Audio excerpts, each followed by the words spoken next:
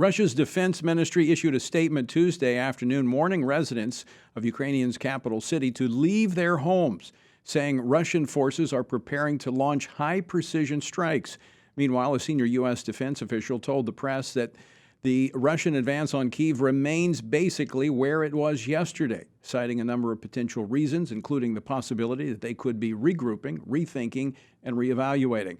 With me now to tell us what he's been hearing and seeing on the ground is freelance war correspondent Chuck Holton. He is reporting on the ground from Ukraine. Chuck, welcome back to Washington Watch. Hi, it's good to see you, Tony. So, Chuck, what has changed since we last checked in with you? Well, so we spent the last week in downtown Kyiv, staying there, and the bombardments kept getting worse. And more concerning than that, the Russians were encircling the city, and I think that's kind of their modus operandi so far with the other big cities around Ukraine. They've been using this tactic of encircling the city and then bombarding it into submission. We wanted to get out of there before we got trapped. And so yesterday we moved out of the city and just moved out about 40 miles south to where we're outside their line of control. And we can still continue to report on what's going on without getting caught in that trap. As you said, there's been a lot of concern about this long armored column that's moving down from the north, but it's kind of stopped moving. And although there was some speculation as to why, that maybe they were regrouping and preparing for a final assault, other things have come out just in the last half a day or so, saying that part of the reason they're stopped is because their logistics and supply trains are not able to keep up with them. And many of those vehicles are running out of fuel, they're running out of ammunition, and they're sort of dead in the water until they can get that fixed. Now, the Ukrainians have been working very hard to hit those logistics and supply trains with drone strikes and aerial bombardments and things like that to keep them stopped, because a tank that doesn't have any fuel or ammunition is just a big old paperweight. And they're trying to make a whole lot of those.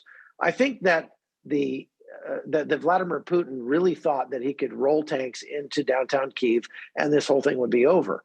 But what they're finding is that the addition of these Javelin missiles that were given to them by the United States and other Western countries has made a huge difference, just like the Stinger missiles did back in Afghanistan in the 1980s in defeating a much bigger, more powerful force in Russia.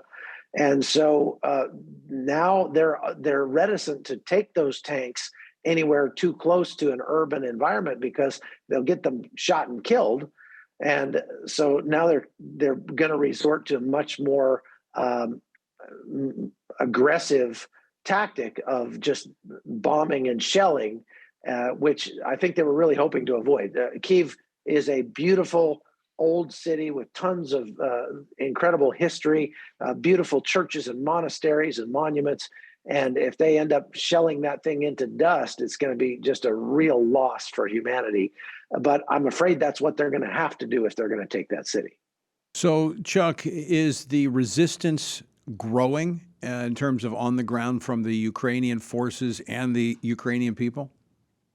It is. What we saw driving around Kyiv as recently as yesterday is that the people who stayed are one of two camps. They're either people who didn't have the wherewithal to leave and they're hiding in their basements, or people who didn't want to leave because they were there to fight and defend their city. Those groups of fighters made up of military, police, and these territorial defense units, or just ad hoc civilian units that put themselves together, basically like neighborhood watch on steroids. They are pushing, they've been digging in, they've been building bunkers, they've been doing all kinds of just really defensive things to make sure that they'll be able to turn this thing into like the siege of Stalingrad. And it's going to be very, very costly for the Russians to come into that city. And so, again, if they want to take that city, they're not going to be able to do it with armor. They'll get that armor killed. They're going to have to bomb that city into dust. And it's going to be a real tragedy if that happens. Chuck Holton, I want to thank you for joining us. Continue to stay safe, and we'll check back in with you in the coming days. Thanks so much. Okay, sure thing.